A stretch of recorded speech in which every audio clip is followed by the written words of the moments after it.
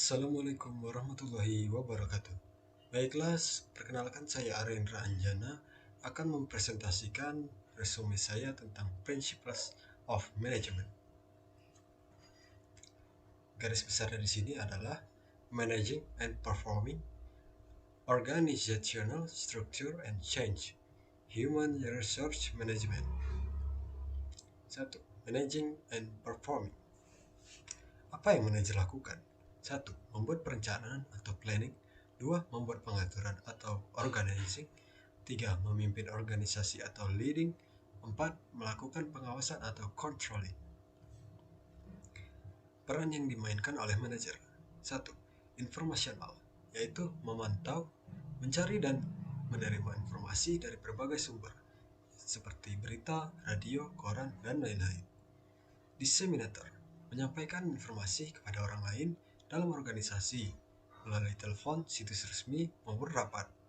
3. Juru bicara, mengirimkan informasi kepada orang-orang di luar organisasi. 2. Peran antar pribadi, yaitu menjadi panutan dalam organisasi, menjadi pemimpin, menjadi konsultasi masalah antar anggota. 3.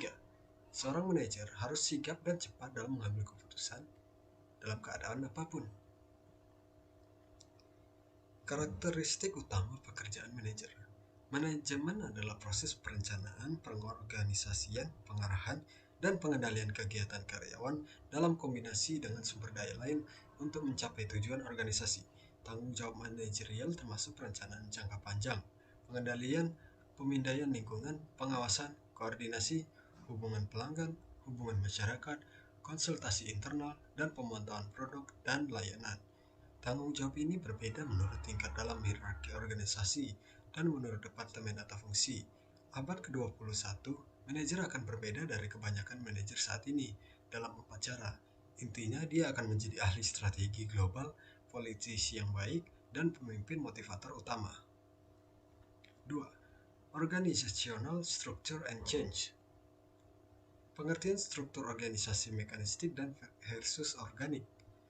1. Struktur organisasi adalah suatu sistem yang menyelesaikan dan menghubungkan kegiatan-kegiatan yang terjadi dalam suatu organisasi kerja. 2. Desain organisasi adalah proses pengaturan struktur organisasi untuk memenuhi kebutuhan organisasi dan memperhitungkan kompleksitas yang terlibat dalam mencapai tujuan bisnis. 3. Perubahan organisasi mengacu pada perubahan konstan yang terjadi dalam sistem organisasi. Misalnya, ketika orang masuk atau keluar organisasi, perubahan kondisi pasar, perubahan sumber pasokan, atau adaptasi diperkenalkan dalam proses untuk menyelesaikan pekerjaan. 4. Pengembangan organisasi atau OD adalah label untuk bidang yang berspesialisasi dalam manajemen perubahan. Organisasi formal adalah seperangkat hubungan, tanggung jawab, dan koneksi yang ditetapkan secara resmi yang ada di seluruh organisasi. Bahkan organisasi tradisional mungkin merupakan cara paling umum untuk menggambarkan organisasi formal. Organisasi tipikal memiliki bentuk hierarkis dengan peran dan tanggung jawab yang jelas. Jenis struktur organisasi formal. 1. Birokrasi. Salah satu kerangka kerja paling umum untuk memikirkan masalah ini disebut model birokrasi. Ini dikembangkan oleh Max Weber, seorang sosiolog abad ke-19. Asumsi utama Weber adalah organisasi akan menemukan efisiensi ketika mereka membagi tugas tenaga kerja, memungkinkan orang untuk berspesialisasi, dan menciptakan struktur untuk mengordinasikan supaya mereka yang berbeda, biasanya dalam hierarki tanggung jawab. 2. Spesialisasi.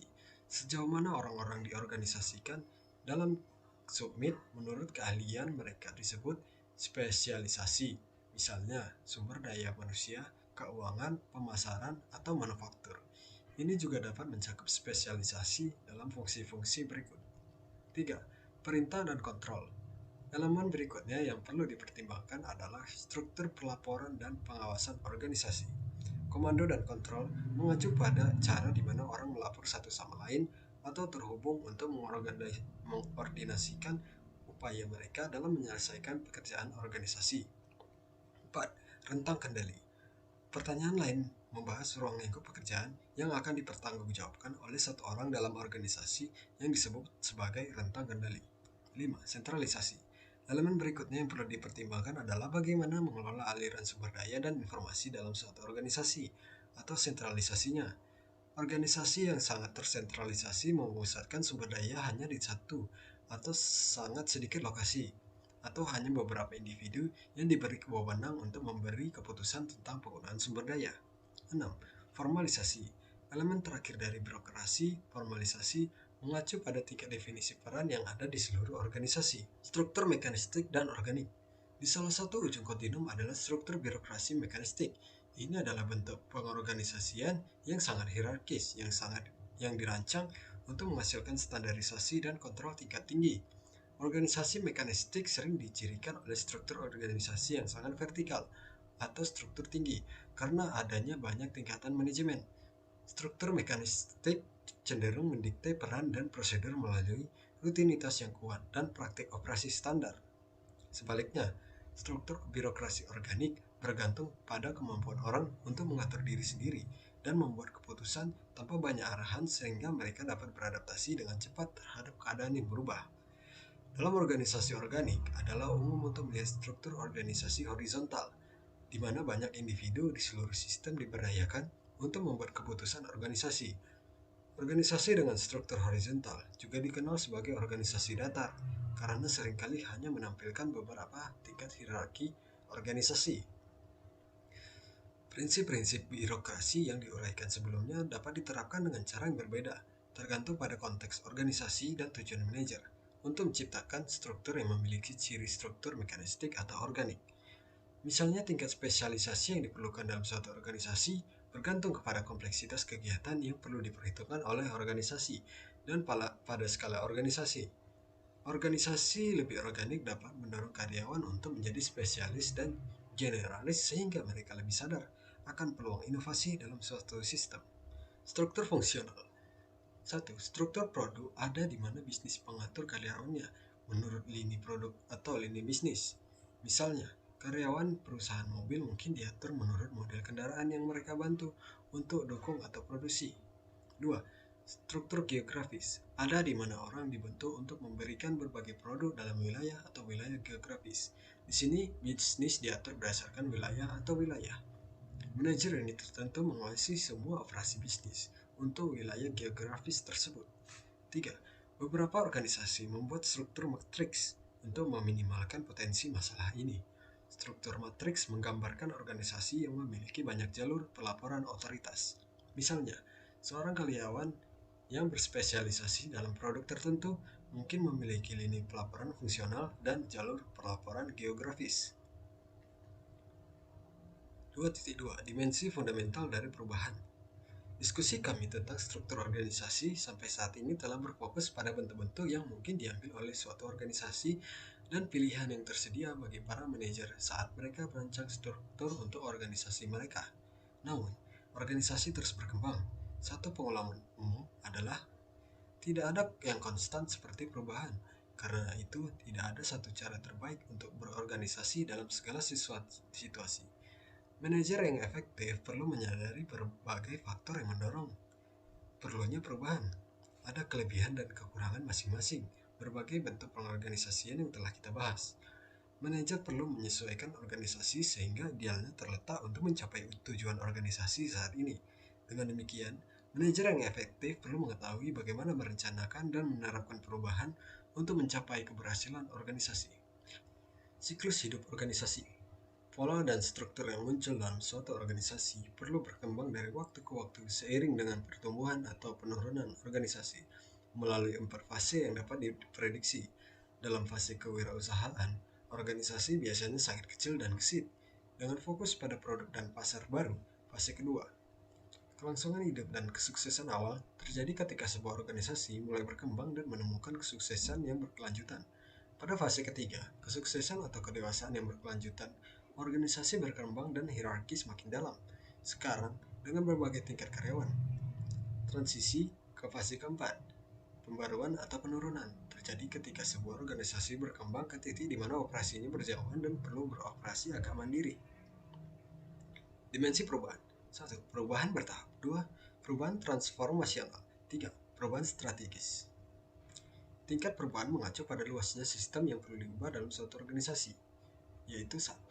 Perubahan tingkat individu, 2. Perubahan tingkat grup, 3. Perubahan yang direncanakan, 4. Perubahan yang tidak direncanakan.